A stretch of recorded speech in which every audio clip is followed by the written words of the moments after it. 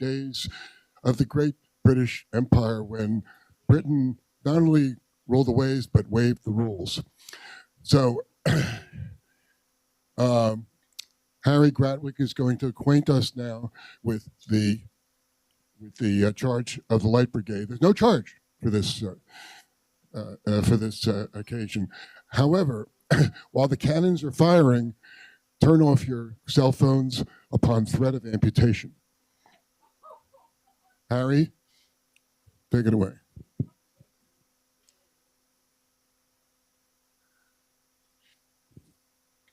Okay, well, thank you all for coming to the third class on sort of quirky conflicts in English history, and they're all a little different. The first, of course, the Elgin marbles, about whether to return the marbles or not, and then the very controversial question of the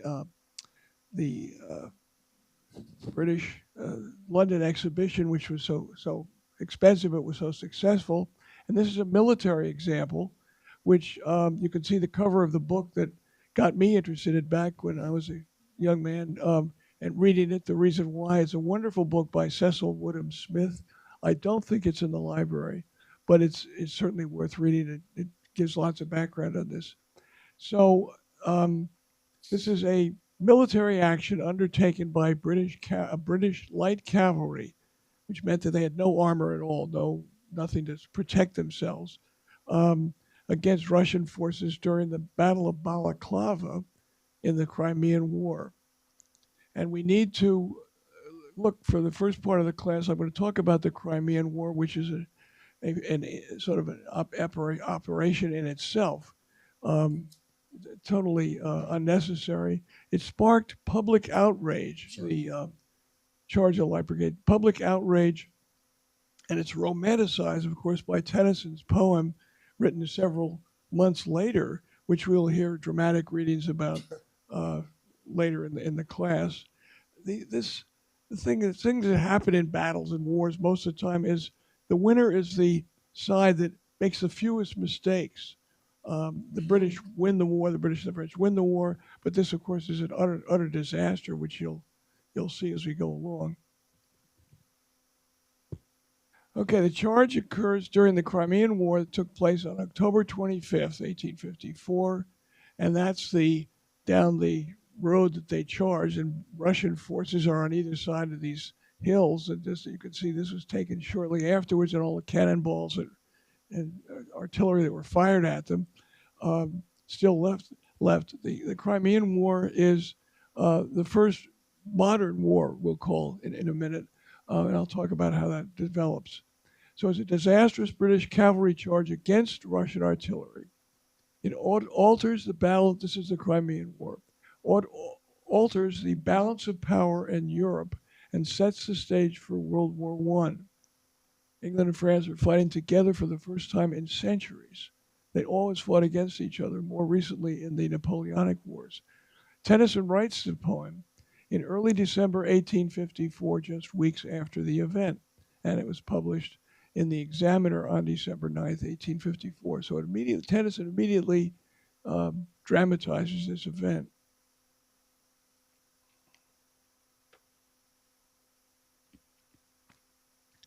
It's the first modern war, you should know. It involves the use of new technologies at the time, such as armored warships. We saw in the Civil War coming after this, the armored ships, certainly not all were armored. Explosive naval shells, no more cannonballs, but shells with gunpowder in them that exploded were much more lethal. Railways, telegraphs, photographs, and also I would add journalists. The British sent out extensive teams of journalists to report on all this. And you can see here the sort of general area where the battle takes place. They start over in here, and then it ends up, and here's where we're going to be focusing on the Crimean Peninsula right here, and the Allies come in here together and then attack the Russians. So this is, it's probably closest to our Civil War in similarity. It only comes 5 or 6, 7 years later, actually.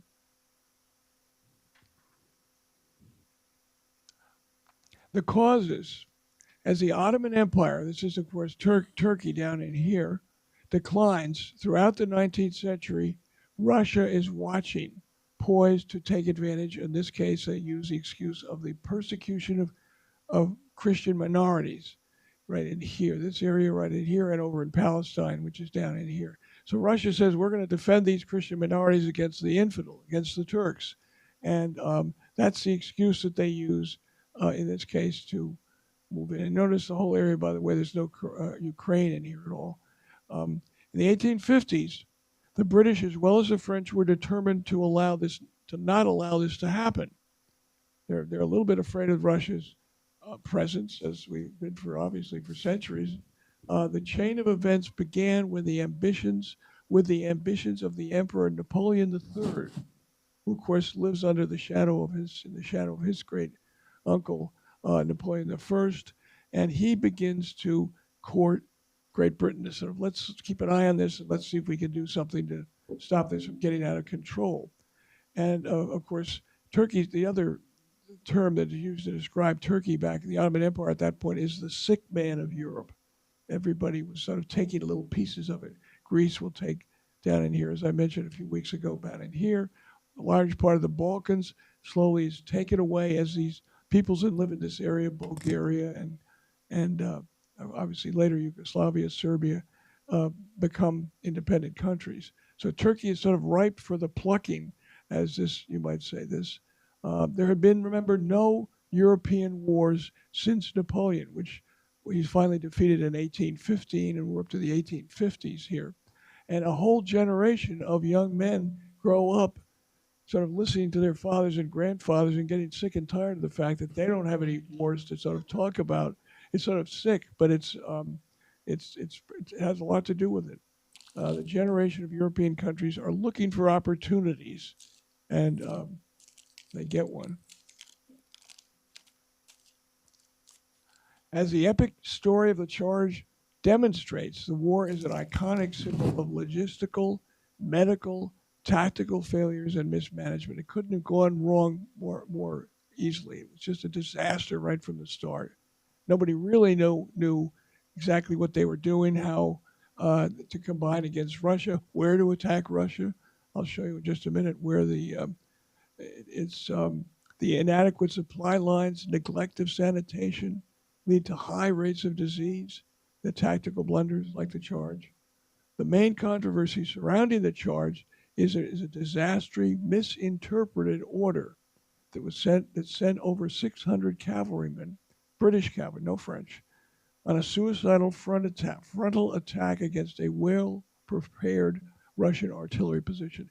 Charging, it was absolute disaster. The Russians thought the English soldiers were drunk.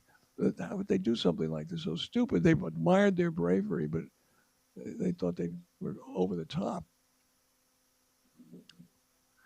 Medical care during the war was initially disastrous, with overcrowded, unsanitary hospitals, Russian and French and English, a lack of basic supplies leading to high rates of disease. And here's just a rough frontline hospital. Here's probably Florence Nightingale, who does provide a great deal of advanced medical care for the days, which I'll talk about towards the end.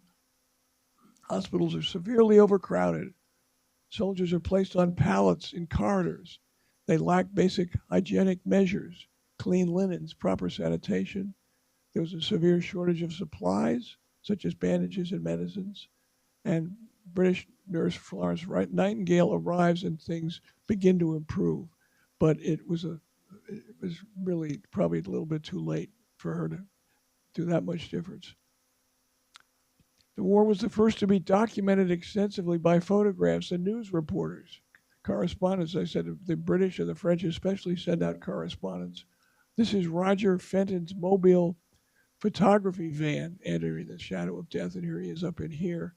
But so these great sort of vehicles are trundling around and occasionally getting hit, but they were sending back pictures. It was arguably where photography, really where the genre was born, with photographers like Roger Fenton and James Robertson. Italian and British photographers were there too. It made what historians consider to be the very first photographs of a major military conflict. We don't have photographs, many, at least if we have any, of the Mexican War, which came 4 or 5 years before this. So this is the war that's the first to be documented, although you're not going to see many photographs, mostly artists' drawings about this. Okay, now try to understand. This is actually a world war, the Crimean War. Multiple fronts, 6. The Black Sea, of course, which is right there. The Armenian down in here on the Palestinians. Russians are trying to free the Palestinians. The Azov, which is up in, there's the Sea of Azov, there's another front up in there they attacked, which is near Sevastopol. The Baltic, but I bet you nobody knew it was the Baltic, but I didn't, certainly until I began to research this. And here's the White Sea up in here, and there's Murmansk up above. And the British are sailing down here and into this area right here, into the island of Kola. And there's conflict right there. The White Sea and the White Sea up in there, and the Pacific Theater, which is over in here. Again, I'll bet you didn't know there was a whole series of battles and conflicts over in Petropavlovsk on the Kamchatka Peninsula. Here's Siberia, just to give you some idea of how far away it was. This is sort of 1, 2, 3, 4, 5, and then 2 actually here. The Sea of Azov on the Black Sea right here. So it's a very widespread conflict, not with a great many troops in these other areas, but enough. It's, as I said, the main cause is a dispute between France and Russia over the rights of Catholic and Orthodox minorities in Palestine. It's fought in many different locations. Talked about the remote areas a little bit. The French and Napoleon III then tried to encourage British to join them, which the British do when they realize that there's a British press gets a hold of this, and there's a great deal of support for this that they hope the government, which the government finally hears. First battle is the Battle of Sinope, which takes place in November 1853, a sea in the northern port of Anatolia where the Russian warships surprised and annihilated. The Ottoman fleet was made out of wooden sailing ships. The Russians had more advanced firepower and shells, and they completely destroyed the Turkish fleet. So this is right here, Sinope. It's right, wait a minute, we are. It's right there, right along the northern coast. There's Turkey, right there's the Ottoman Empire. So it's right in that area, the southern part of the Black Sea. And this is the annihilation of this Turkish fleet. They had recently adopted naval artillery that fired explosive shells, which gives them a huge advantage in this battle. All of the Ottoman frigates and corvettes were either sunk or forced to run aground to avoid destruction. So it's a real wipeout. A Russian stamp commemorating the Battle of Sinope. Russia's victory brought England and France into the war. They're alarmed that the Russians are succeeding so much that they're going to take all this part of Turkey, which is not good for the international balance of power. The battle demonstrates the effectiveness of explosive shells against wooden hulls, and the superiority of these shells over cannonballs, and it leads to widespread adoption of explosive naval artillery, and indirectly then to the development of ironclad warships, which is going to come along in the Civil War at some level here.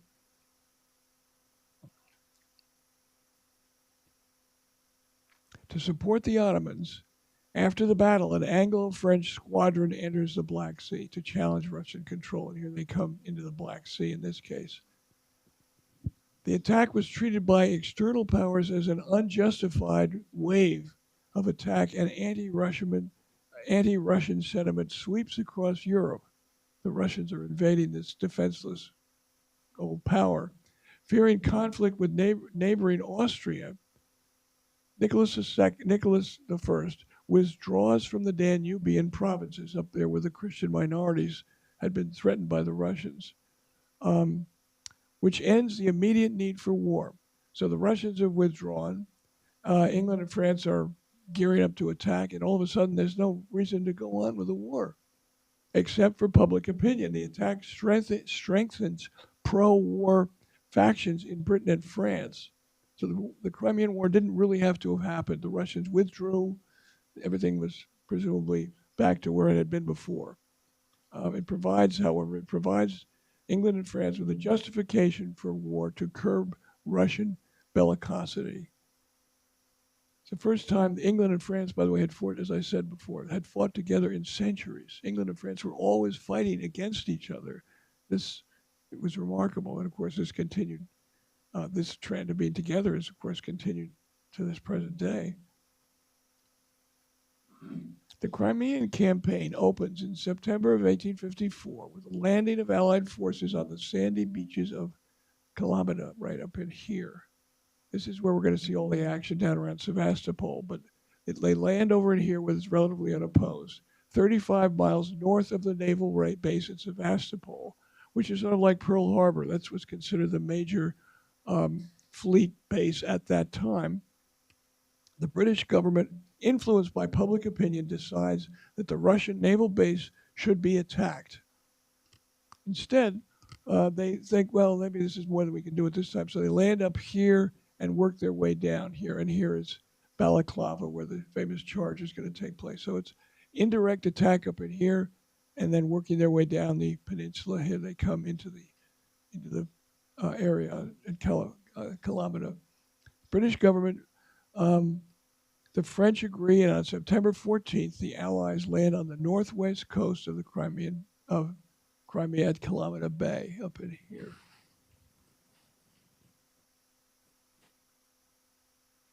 Blocking the way is a Russian force up in that area. They work their way down, actually, down the peninsula.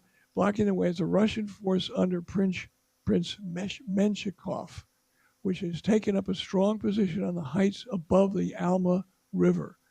Let me back up here. So, right up in here, there's the Alma River. Is this right up in here? It runs in there. So, further, there we go. Yeah. They're working their way down until finally at the Alma River, the Russians take a stand, and there's a major battle occurs right there.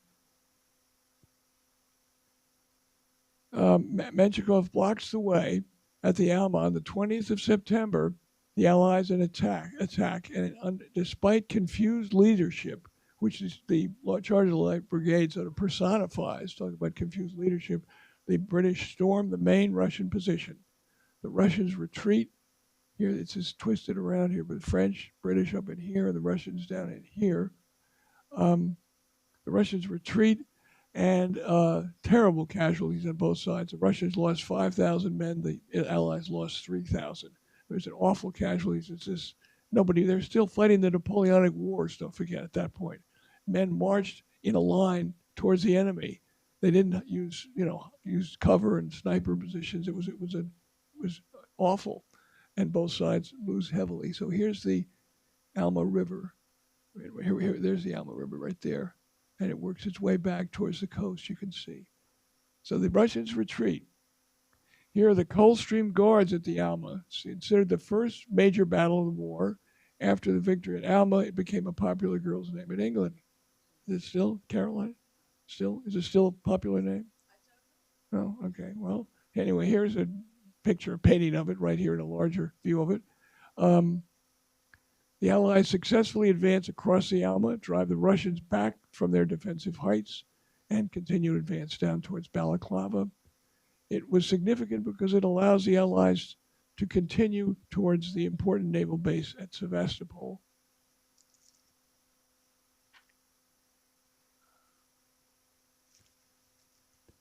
Here they are crossing the Alma. French advancing up here. This is sort of what you saw before. And Russian artillery is up on the heights. They finally drive them back, so they've come across the river, and here are the Russians back being retreated. I'm outflanked by the French, and there's the river in there.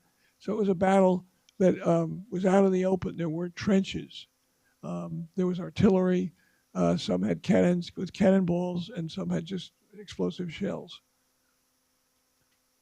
The way to Sevastopol was now open. But unaware of the weaknesses of its defenses, the Allies decide to march around the city, which you'll see in the next picture, and attack it from the south, using the harbors of Balaclava and Kremelich as bases. This gave the Russians a chance to strengthen Sevastopol's fortifications, which stood up uh, for about a year and a half. And as far as I know, Sevastopol is still, or has become since they took it from the Ukraine, is still a large Russian naval base. Oh, the whole area around, of course, of Crimea is now Russian controlled. The British move into Balaclava. So here we are moving down from the Alma, down here, around here, all the way here. Sevastopol, by the way, right here. Big sheltered naval base. You can see why that would be good. Down in here to where they are right in here, where the charge of the Light Brigade is going to take place in there. So they're moving around, circling around their main objective, which is Sevastopol. And it's a pretty narrow little harbor at Balaclava, you can see right here. It's sort of wedged in there.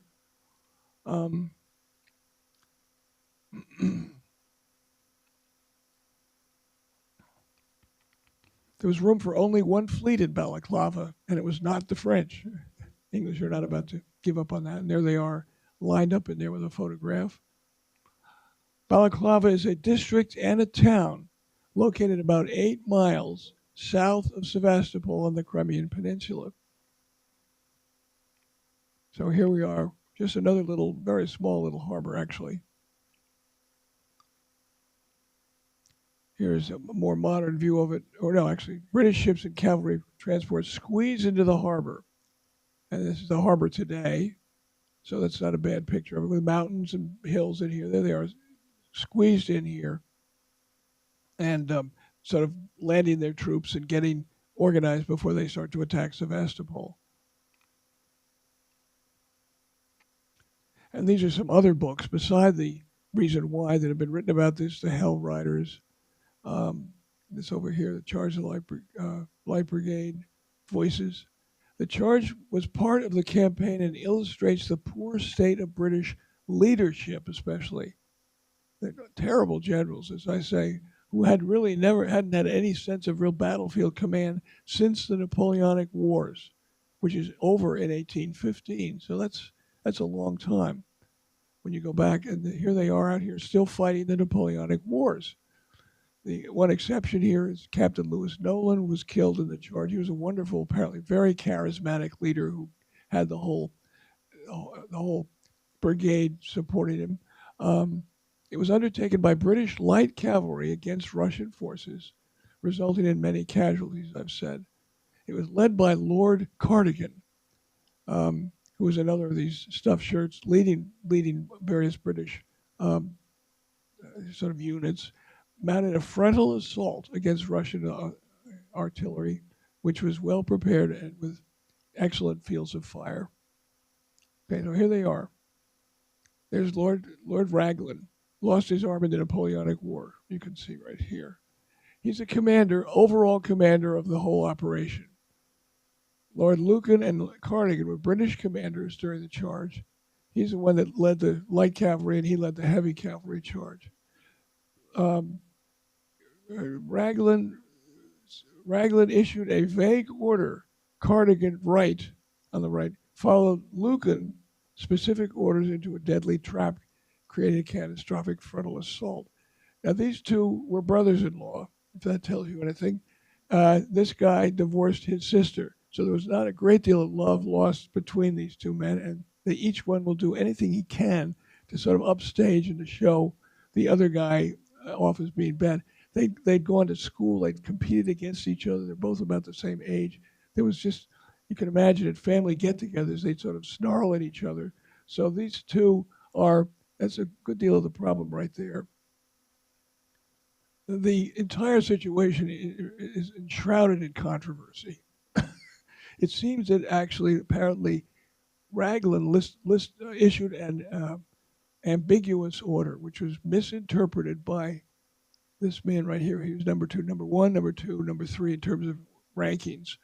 The whole thing was defined by aristocratic arrogance, poor communication, and clashing egos, especially between these two men right here. Raglan issued vague orders, which Cardigan, despite his dislike for Lucan, he's the Light Brigade. Lucan orders the charge. Lucan was called Lord Look-On, not Lord Look-On, because he never really got his feet wet in here. And he's the one that led into this blindly ridiculous charge, and he remarkably survives. He doesn't get shot at all. He leads the whole charge from the front. Area map of Balaclava, the charge. So here, way up here would be the harbor up in Balaclava. Here's the charge right in here. Rick, what'd you say, a mile and something? How long was it? You said a mile and a third? You mean a league is 1.738 miles. Okay, so that would make this charge a mile maybe at the most. So here are the Russians on either side. I'll show you some more pictures of this as they go. This is I'm sorry, that's half a league. A league is 3 miles. Yeah. The Heavy Brigade is led by Lord Lucan right here, and they're going to charge later. The misinterpreted order was that they're supposed to charge down in here, but they got hopelessly snarled up. War correspondent William Howard Russell's report in the Times recorded that just short of 200 men were sick or for other reasons left behind. So some men were smart enough to see what was going to maybe happen here. They didn't. They sort of begged off. So that there were 600, as they said, 600 swordsmen to take part in this charge. They didn't have lances. They didn't have spears. They had sabers. That was the nature of their attack. Not so much rifles, into this shadow of the Valley of Death right here. Okay, we're getting close.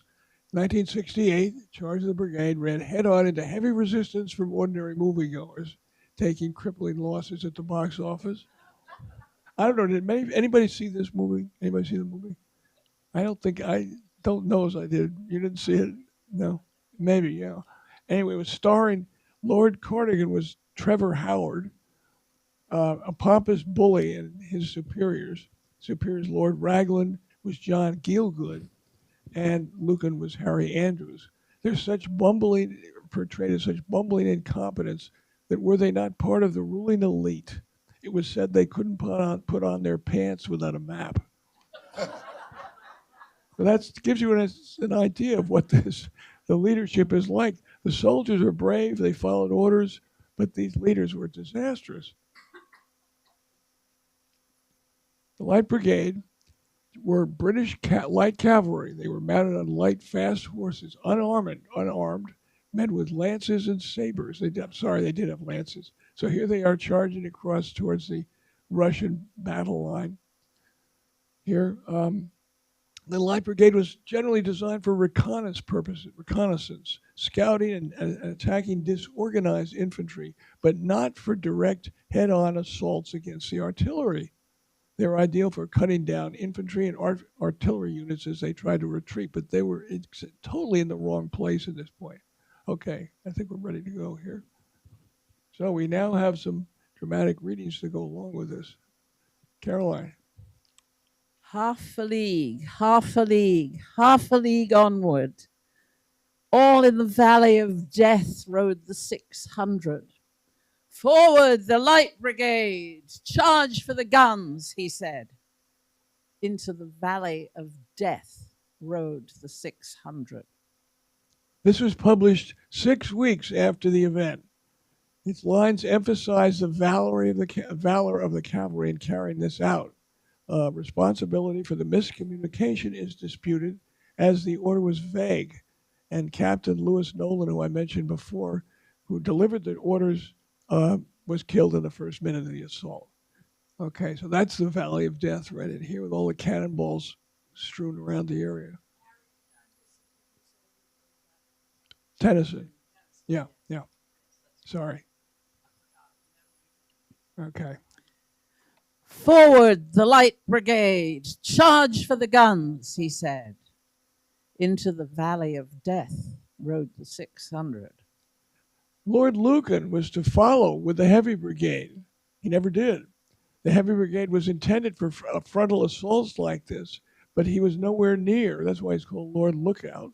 He was nowhere near equipped for this assault and didn't plan to do it.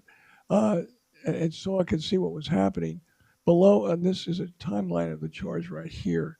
You can see the Russians on either side right here. Here they are charging up to the Russian artillery pieces up in here. The Russians on both sides firing from here and here. And here's it totally surrounded. There's a map of another map of the charge on this side right here. Yeah, question. Was there a court martial? Not to my knowledge. No. Dallas is asking, was there any court martialing involved? I think both of these men sort of slunk home with their tail between their legs, and they were retired a few years later. But that's an interesting question. I'll have to look into that. Okay. Cannon to the right of them, cannon to the left of them, canyon in front of them, volleyed and thundered, stormed at with shot and shell. Boldly they rode and well, into the jaws of death, into the mouth of hell rode the 600. You can imagine how this would resonate with the British public at this point. At that point, they've pretty much won the war, but there's obviously a lot of families are devastated by the losses here. The charge is seen from behind Russian lines, as seen. And the Russians were awed by the courage of the British troopers, and never again would they face them in open combat. So the war is going to end with a siege of the city of Sevastopol. According to an estimate by Nicholas Woods, correspondent for the Morning Post, the forces at Lord Raglan's disposal amounted to 25,000 men and 4,000 cavalry, supported by artillery. And these forces were employed on both sides of the war, of the attack. So here they go, sweeping across the plains of Balaclava. Now we'll look at this one. This is no poem on this one. Lord Cardigan, with his sword, was known for his arrogance and for his courage, not for his brains, however. He was one of the few officers to survive the charge and survived only minor injury. And when he retreated, he led the charge, but he also led the retreat, for which he was criticized a good deal. But he rode back slowly, and here he is, right here in the sort of dramatized picture of this. After reaching the Russian guns, Cardigan becomes separated from his men in the smoke and confusion, rides back alone, not completely to his line, not completely destroyed. His light brigade suffered terribly. 118 men were killed. 127 were wounded, and about 60 were taken prisoner. The futility of the action and the reckless bravery prompt French Field Marshal Pierre Bousquet to state, "C'est magnifique, mais ce n'est pas la guerre." Magnificent, but it is not war. It is madness. I mean, this was considered crazy by everybody else except for the British who were actually charging. Okay. Who's reading this? Rick? Flashed all their sabers bare, flashed as they turned in air, sabering the gunners there, charging an army while all the world wondered. Plunged in the battery smoke, right through the line they broke. Cossack and Russian reeled from the saber stroke, shattered and sundered, then they rode back, but not the 600. Okay. This was followed. There was a charge led by the Heavy Brigade, which had different results, lasts about 10 minutes and results in a British victory. So that's the one that should have gone. That was a controversy. That was a confusion. That should have gone first. The Light Brigade, sort of the mop-up of after that, would have been much different.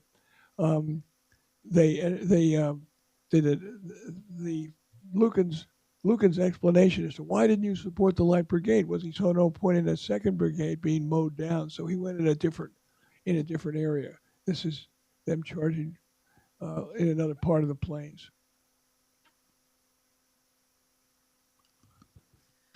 Cannon to right of them, cannon to left of them, cannon behind them volleyed and thundered, stormed at with shot and shell while horse and hero fell.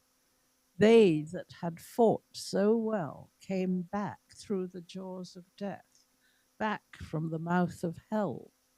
All that was left of them, left of 600. a little over the top in terms of dramatizing it, but the Russian commanders are said to have been initially believed that the British soldiers, as I said before, must have been drunk. How could they possibly do this? The reputation of the British cavalry was sufficiently enhanced by the charge, though the same cannot be said for their commanders. Um, what makes the poem powerful, back at that point at least, it does not glamorize war as something heroic and clean. Instead, it presents it as it truly is: brutal, chaotic, and unforgiving, even when fought with the noblest of intentions.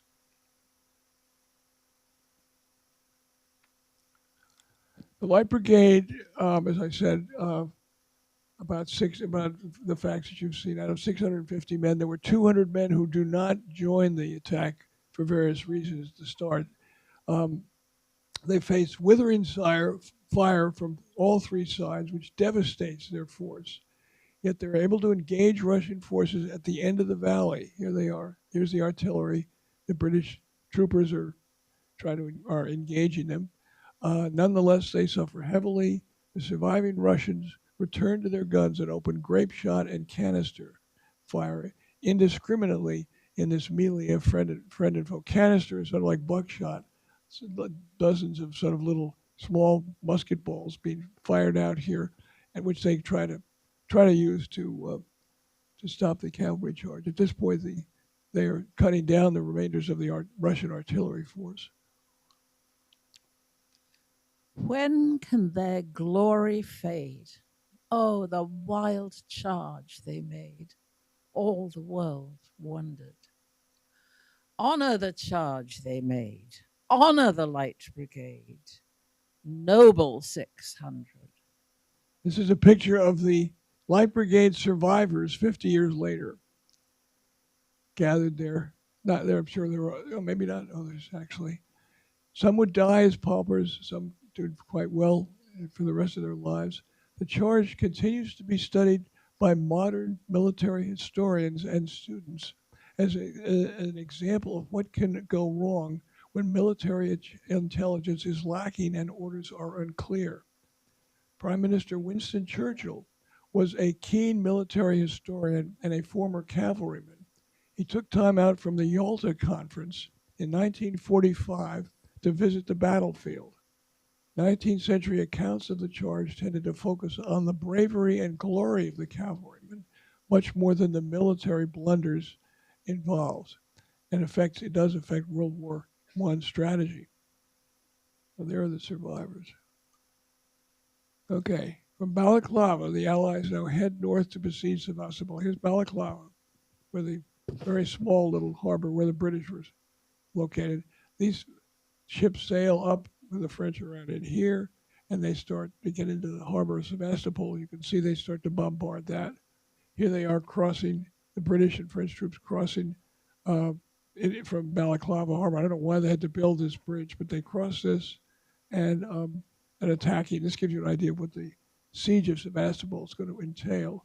And this takes place from October of 54 until September of 1855. So it's almost a year. It was a horrific siege. I mean, it was just brutal for the Russians, especially in here. And here they are, British and French on the outline, bombarding them, and the British and French fleets from the ocean bombarded them. Some other results of this interesting, unusual, and very unnecessary war. The British and French officers often had difficulty collaborating. For some, memories of the Napoleonic Wars were still present. It's something to really emphasize here when you're fighting as though we're suddenly going to go into war with somebody else, with the Russians, against a third party. I mean, it was very difficult for them to collaborate, not just, here they are, talking, meeting, maybe a staged, but to meet after years, I said, hundreds of years of being the opponent, opposing each other. Here's the Siege of Sevastopol.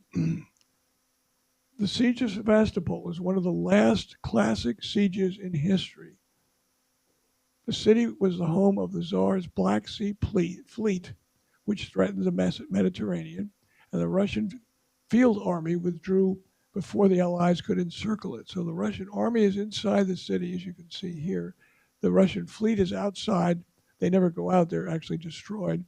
It's the culminating struggle in this in the strategic uh, battle of the Crimean War for this, the final episode of the Crimean War, 1854-55. It goes on almost a year, although defended heroically and at the cost of heavy Allied casualties.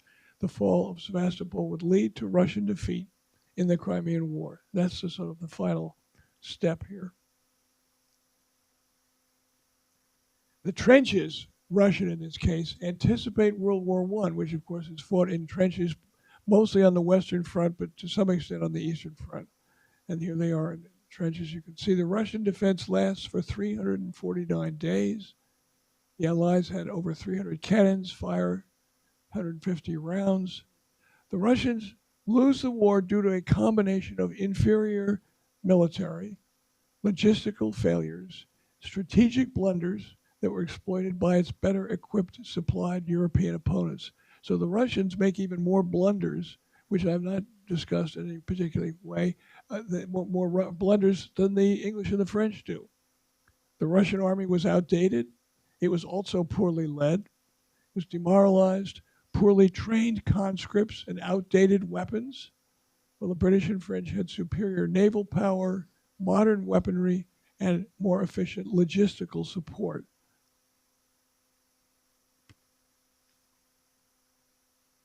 Another embarrassing part of Russia's embarrassing defeated country's age-old vice, alcohol. And here they are doing a little tippling between the attacks.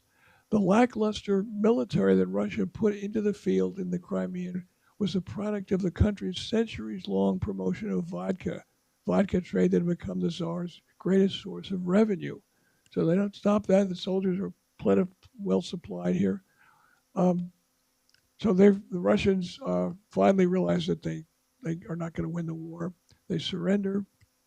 The Peace of Paris marks the ascendancy of France, the continued decline of the Ottoman Empire, and the weakening of Tsarist Russia. Those are important signatures. Here's the treaty, it's called the Treaty of Paris in 1856. The various statesmen, diplomats sitting around. Signed on March 30th, 1856, ends the war with Russia conceding defeat to an alliance of France, Britain, and the Ottoman Empire, and one other, which I'll just surprise you briefly with, the Kingdom of Sardinia. You ask yourself, why would Sardinia be involved in this? Which I'll mention just. The treaty neutralizes the Black Sea, prohibiting Russian warships and fortresses around the edges. It secured the Ottoman Empire and significantly curbed Russian influence in the region. So these statesmen agree on this. The Russians are forced to accept it. Florence Nightingale becomes a national heroine for her work in hospital management. Here she is, a lady with a lamp, right here. I mean, you've probably heard this. Here she is here. And her techniques, many of her techniques and her improvements were included in the American Civil War, which is the next big war to come along after that. Don't forget, this is fought on 5, as I said, 6 different fronts. Once the Sevastopol surrenders, then the war is virtually over, and Britain withdraws from Kamchatka and up in the White Sea, and everything else sort of slows down. During the war, she gains worldwide attention for her pioneering modern nursing methods. The British cemetery on Cathcart's Hill outside Sevastopol is named in her honor. The war took the lives of 750,000 men. This unnecessary war. 80% of the men die of disease, especially dysentery and cholera. So think of that at the war. 20% are the only ones that die in the actual battles. Now this is the Black Sea. It was neutralized. The light green area between the Danube and Bessarabia, Russia has to surrender. This is the area that they had invaded, that they were the Balkans today, right in there. The rest of this is Ottoman Empire at that point. Ottoman Empire will, of course, eventually be, the whole part of European part will be taken over by various Balkan countries. So there's Sevastopol, Russia. You can see where that what that looks like. There are no warships in this whole area, and the Russians go along with this for the next 40 years. Just a little sidebar at the end. Another result: Victor Emmanuel has become king of Sardinia Piedmont in 1849, when his father had abdicated after revolutions. Victor Emmanuel has his own reasons for joining the Allies, which later leads to Italian unification. He gets in good, if you will, with the English and the French, and when the Italian Sardinia Piedmont tries to oust Austria and not so much France, but Austria from controlling Italy, the English and the French realize that they owe him a favor, and this is successful. Victor Emmanuel sending Italian troops to fight the Crimean War. I mean, 50,000 men was not insignificant. But 10 years later, he becomes a leader in the unification of Italy. Okay, well that's it. If there are any questions, I'll be glad to answer them. I think we deserve. Okay. Well, I have a question. I thought the Ottomans were also an enemy. They were. They fought with the English and the French against the Russians, but they weren't a significant. I mean, they didn't. Because the British and French didn't like them because they weren't Christian. Well, that was the Russians who, especially the English and the French, may not have liked them, but that's not. They came to their aid because they didn't want to see Russia getting any stronger.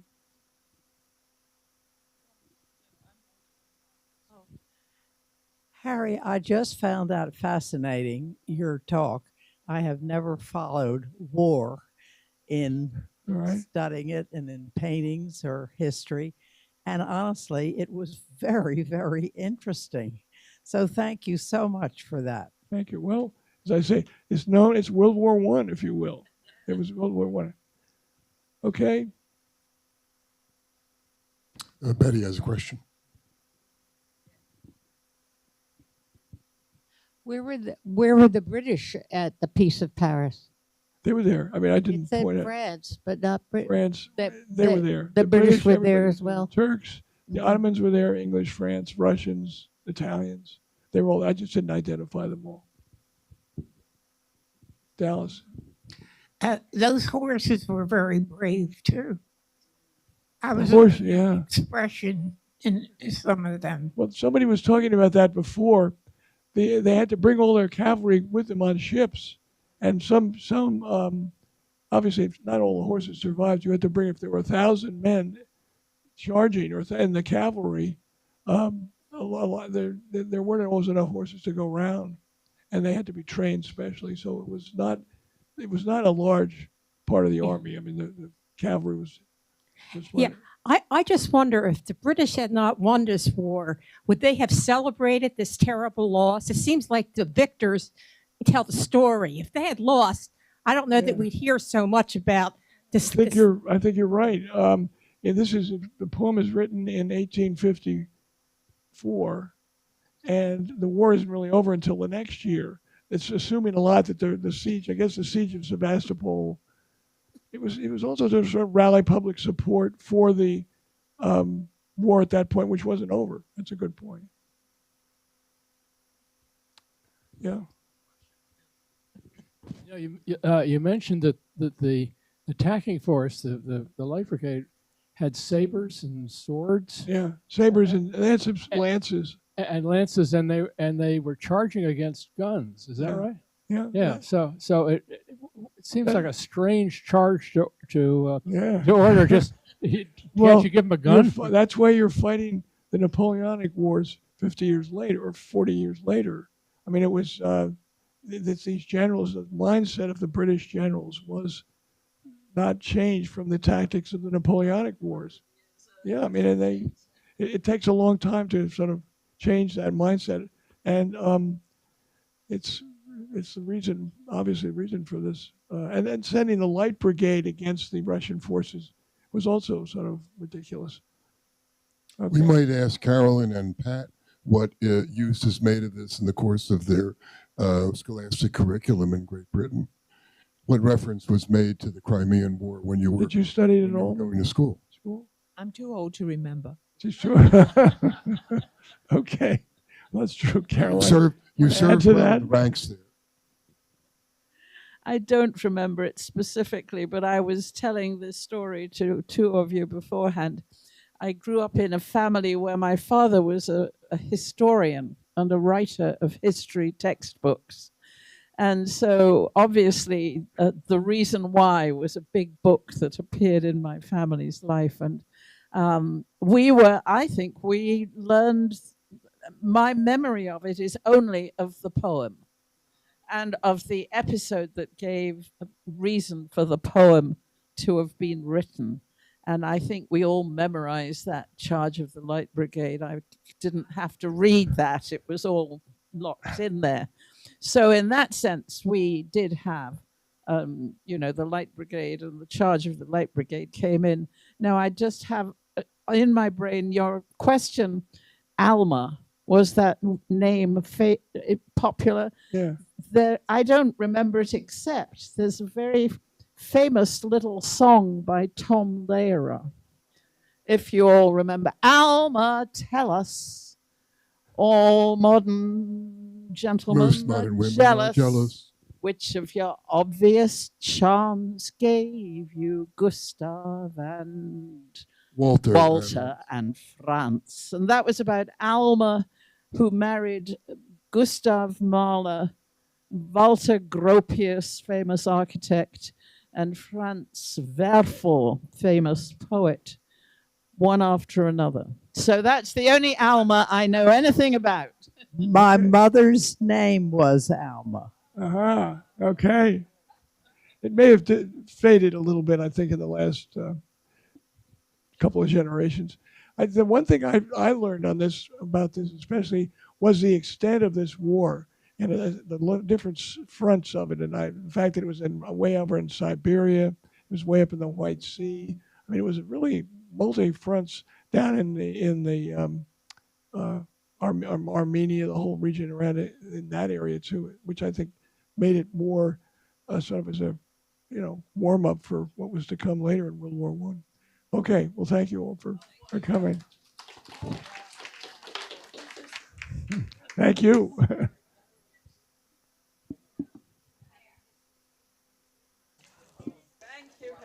Well, that was fun.